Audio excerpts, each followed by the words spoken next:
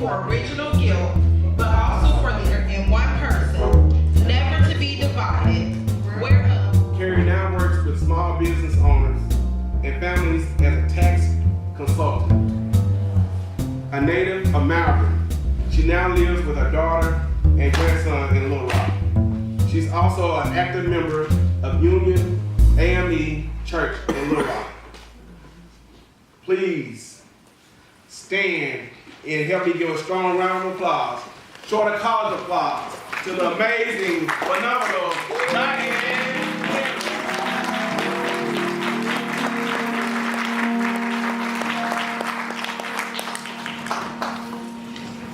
Good morning, everyone. Good morning.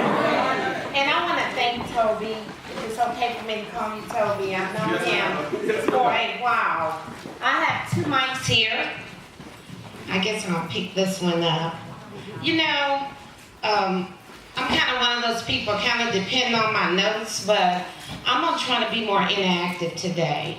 But I will open and say, just a second, I'm going to get everything together here that I wanted to say. I want to thank Reverend Mary Williams, Presiding Elder Williams. I don't know if she's in here. I can't see. I have to have those glasses on. But if not, she always reaches out. And I've been here, I believe, once before, if not twice. This will be my third time. So I'm grateful that they thought enough to invite me back. I'm excited about that. But you know, I'm a fighter. And we need fighters in our communities that will stand up to a lot of the issues that we're faced with today, and there are many. There are many. I want to say greetings to the president of the college in his absence. I saw him Saturday at NAACP meeting, in which I serve as the state treasurer for the NAACP, and I don't even think that's on my resume. As well as I currently serve, I'm 64, will be 65 soon. I serve on the task force for aging in the city of Little Rock. And guess what? That initiative is all about. It's about making sure that we can stay physically fit, because that's important. I don't think I could be standing before you today if I was not better off by making sure I get my exercise like I need to. And for you to do the same is very important to stay healthy. But without further ado, just a second, I'm gonna get my glasses on here. My apologies. I want to thank Miss Mary Williams as well. Can you hear me okay? Yes. I sent her an email and say, guess what? I want to make sure that students have a copy of the ballot issues coming up this November. Do we all know this is an election year? Yes. What you call midterm. What happens in midterm? Thank you, Pam. I'm happy to see you. She's my church member. And many other members that I've been associated with over the years as an A.M.E. I'm a proud A.M.E. I grew up in the A.M.E. and then moved to Little Rock and joined the A.M.E. So I've been a supporter for Shorter College a long time. Actually, I almost forget, I served 3 years here at Shorter as the business manager. It's been some years ago. And at that time, my daughter was like 3 or 4 years old. And I used to drag her around, and I would work too. And I know staff and faculty can account for this. We work hours and hours, not just a 9 to 5, but probably a 9 to 8 or 10 sometime. So I made a lot of sacrifices over the years. And I was one of those kind of people that I did work all of the 2 jobs and 3 jobs to survive as a single mom. Was married, but became a single mom, and God made it possible for me to be standing here still today, fighting for people and for their rights and things, initiatives that we must not take a back seat to. But I want to make sure you have these issues before you, and I'm going to go over those right quick, shortly. First of all, I want to say, are we all registered to vote? Wants to be honest? Everybody in the room, are you registered voters? Yes.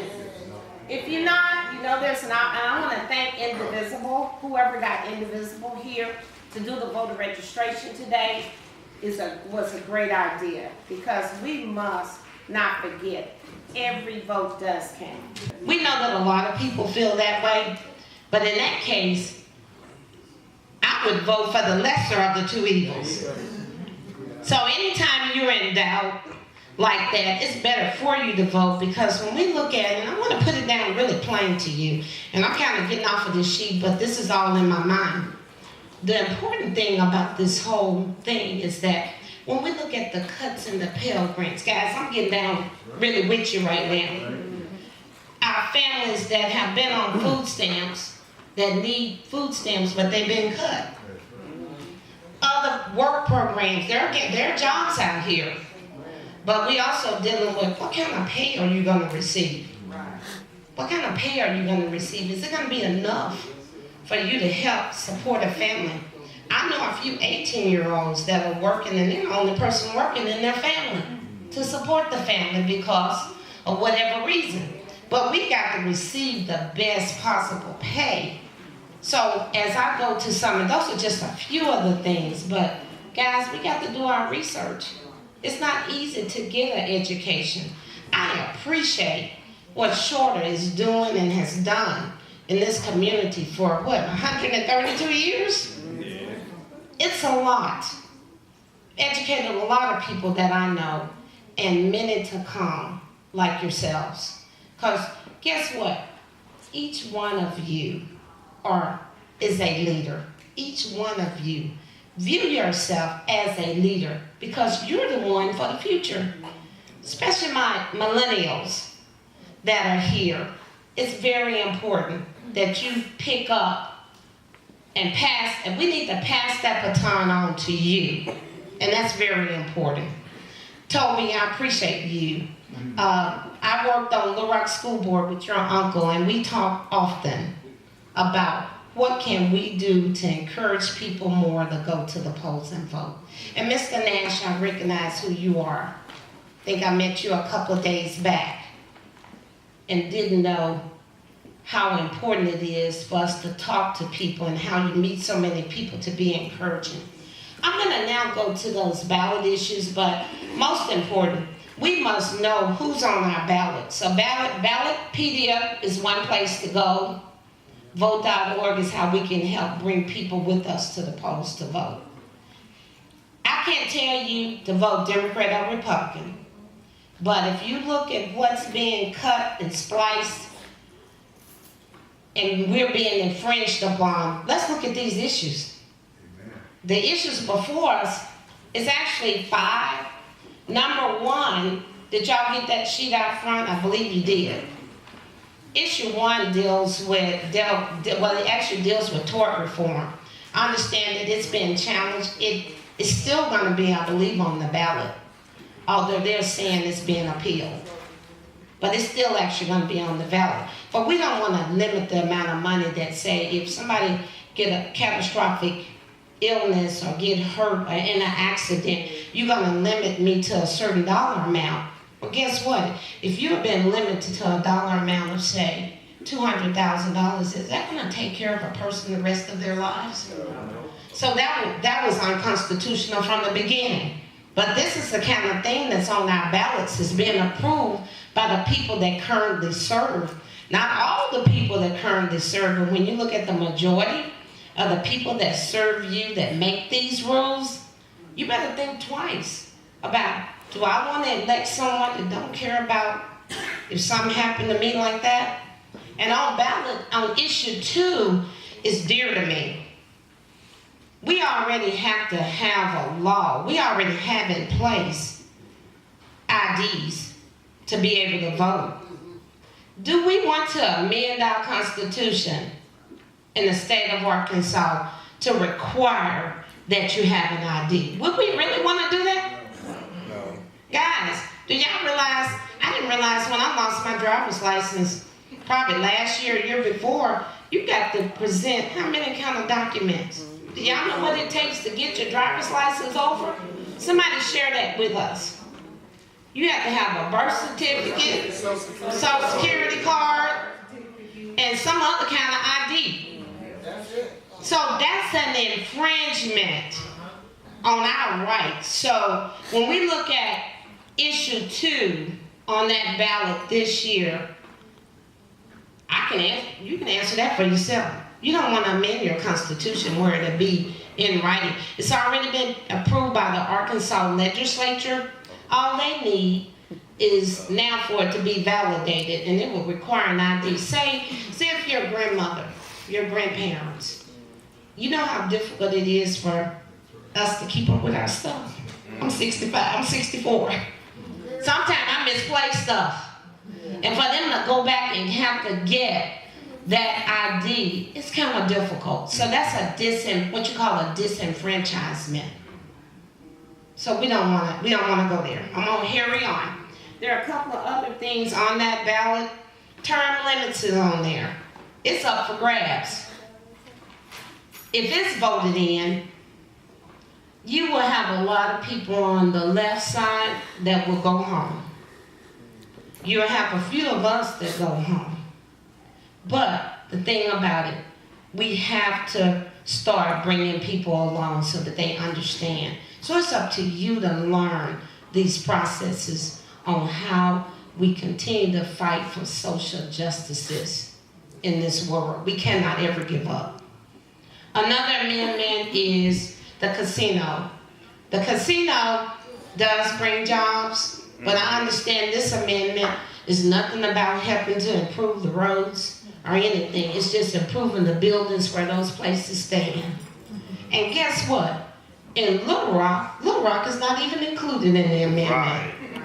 I have to really go back and look at that. Because when they were doing the petitions for this one, there was no emphasis. Little Rock is not even included. Pulaski County is not included, so it's going to do nothing for Pulaski County. It's other for counties outside of Little Rock. So they got that one on the ballot. I don't know if it'll stick. And then, of course, the amendment to the minimum wage. I got just a minute or two here, so I'm going to wrap this up. But I thought that this was critical for me to discuss this and making sure that you understand your vote does count. It makes a difference. So registering to vote is 4 points. Do you know who represents you at your local level? And that's what I kind of discussed with you at first. You got to go back and find out who really represents you. Represent you at the mayor's level, at the JP, Justice of the Peace level. We don't have a Little Rock school. We don't have a Little Rock school board anymore. But you do have a North Little Rock school board. But guess what? They're trying to mess with that one. State of Arkansas took over Little Rock. But they looking at a lot of cities around us, Pine Bluff, North Little Rock, Pulaski County that we actually live in. This is where we live. So guys, we got to pay attention to the people that make the rules. We got to pay more attention to the people that make the rules. So if we don't vote, guess what? We get people that make decisions. They don't care about what happens to us. So it's about what happened to you, how you're affected, and your families are affected by this. Voting in elections is key. Whether or not you think your vote counts, our fathers and our mothers and our grandparents fought hard, and the ones before them, for us to have the right to vote. So we must not forget that. And most of all, casting our vote. And I encourage you, let's early vote. I know that Shorter has been a leader in that, making sure that you have access to early vote. Because like that, you don't have to worry about what site I go to. Hopefully we'll make sure that someone is taking the students here that cannot get to the polls to vote, but to early vote. And also updating your information to make sure that you do have an ID is critical. You know, I'm reminded so much of the 2008 election. Who did we elect in 2008? President Barack Obama. That was the first time ever in the history of our nation that so many people came together of all genders, races, and just all different abilities came together and elected a president that really cared about the people. Now we see, I don't have to comment. We know what we see and what we have. So to make a difference, we must vote this year. Midterm elections elect your governors, your state reps, and they're the people that help to make sure that when the presidential election come along, they're the people that's making those policies. So we must be voters.